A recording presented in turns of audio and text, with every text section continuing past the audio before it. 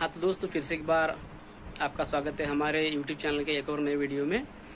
तो आज हम बात करने वाले दोस्तों, आज हमारे पास एक मिल्की वाइट कलर में एक मेल है जो अवेलेबल है दोस्तों। डबल बॉडी वेट में हेवी साइज में है, जो उसका वेट लगभग 5 kg के आसपास में है और 2 साल उसकी एज है दोस्तों।